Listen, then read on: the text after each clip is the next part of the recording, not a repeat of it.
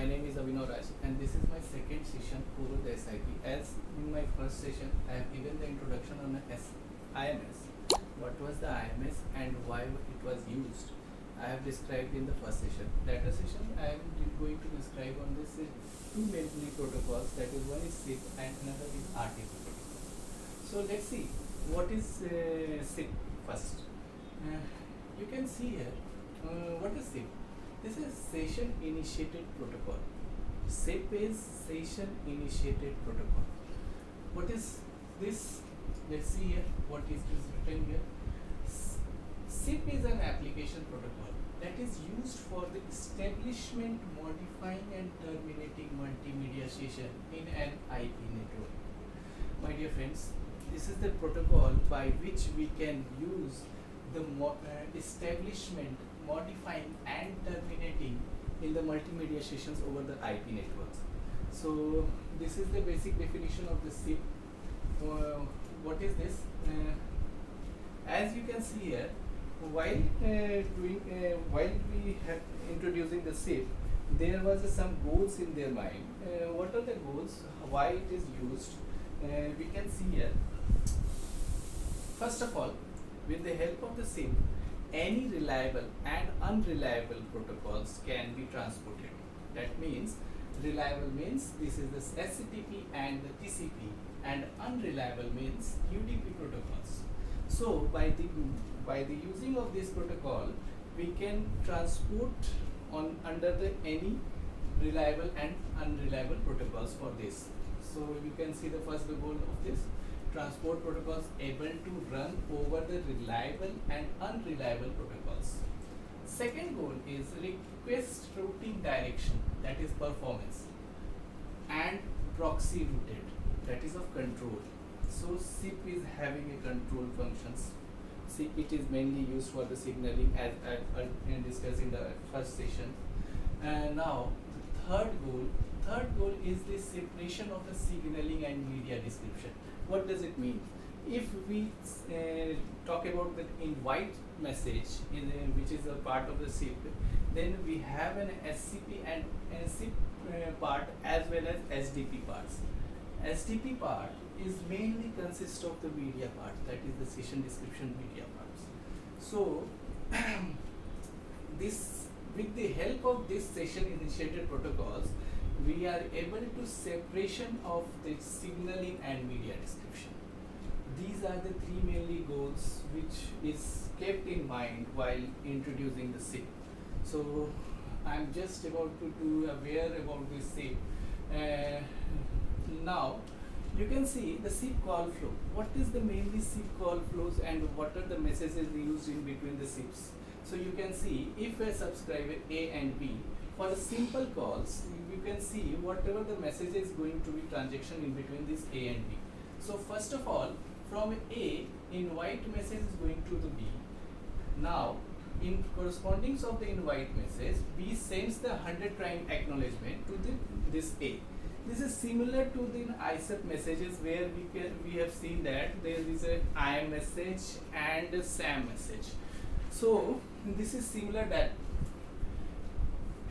in this A to B, first of all we are getting the invite.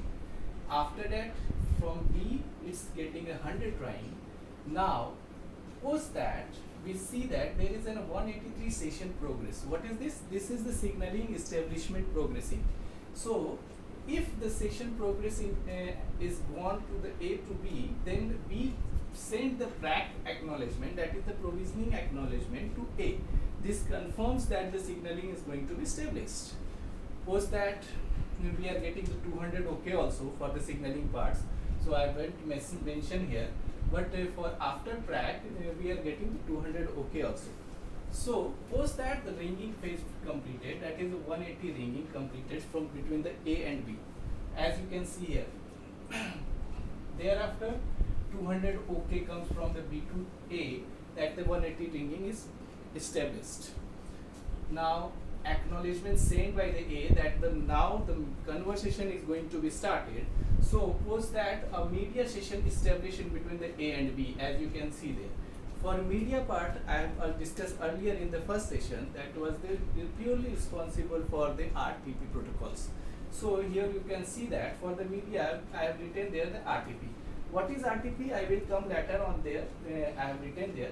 So we will discuss about that. So let's see what happened after the conversation completed. As in the ISUP messages, we have seen that the what messages were then. That was as in the ISUP there was a termination message. So here also we have seen that the last message is bye message.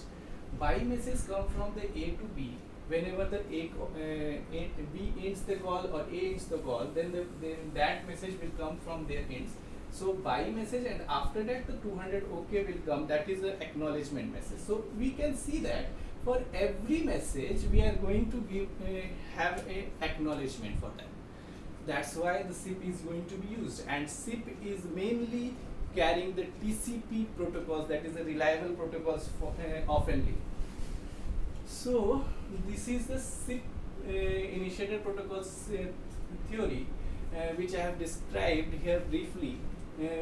From this you are able to know about the SIP and what is the call flow in between the SIPs. So post that, whenever I will discuss about the IMS call flow, I will tell you about what the message is going to be flow from this SIP and in what are the nodes carrying those IMS nodes, and what are the call flow establishing between the one node to another node. So let's see now second phase, what is RTP and RTCP. As you know, RTP is mainly responsible for the media purposes. So RTP is real-time protocol transport protocol. As you can see here, I have written here, the real-time transport protocol is the RTP. And what is the RTCP? RTCP is being used to control the protocols of the RTP. So this is the RTP control protocols. So we have the two protocols for the user parts. One is an RTP and another is the RTCP. So these two protocols are written here. Now let's see what are the characteristics of the RTP. So first of all, characteristics is the payload type. That RTP will carry the voice data in its architectures. As we can see here, for media purpose we are using the RTP protocol. So that's what payload type identifications is there. Next is sequence numbering. If there will be no sequence, then what packets are being delivered in the RTP will not be audible.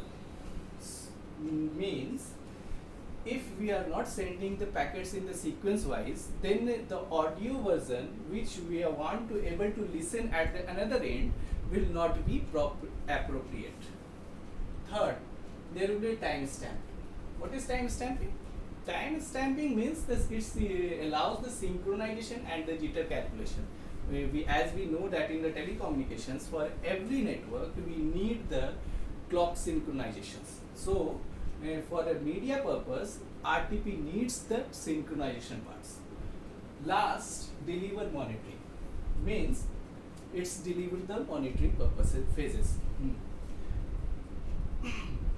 Now you can see there a brief description about the RTP and RTCP. What is the RTP? As I said earlier, it carries the data. It carries the data time on the real times. Next is the RTCP. What is RTCP? It's monitor the quality of service and convey the information about the participants. Means it provides the quality of services for that video. Not provides, it's monitor. Sorry, it's monitor the quality of service, as you can see here. So RTCP is nothing. It is a control protocols for the RTP purposes, and it allows to create a monitor session for this RTP protocols. Now you can see here, this is the packet structure of the RTP. As you can see here, there is an IP header first. IP header means whatever the IP version will be, IPv4, IPv6, whatever the version that will be presented here. Post that, the transport header, that is the UDP protocols. Oftenly it is UDP protocol because for the user part, as discussed in the first sessions, we doesn't require the reliable protocols because the acknowledgement every time we will get the acknowledgement. So that's why unreliable transport protocols is used, that is the UDP header. Post that the RTP itself header, RTP header is there, and lastly we have an RTP payload, that is mainly querying the voice data or whatever the data will be, that is. So this is all for the SIP and RTP. Now for after this session you will be able to know about the RTP as well as the SIP. So if you like this session, then please subscribe and do me the favor so that I can give you the session over the IMS node in my later sessions. So if you like it, then please subscribe. Thank you.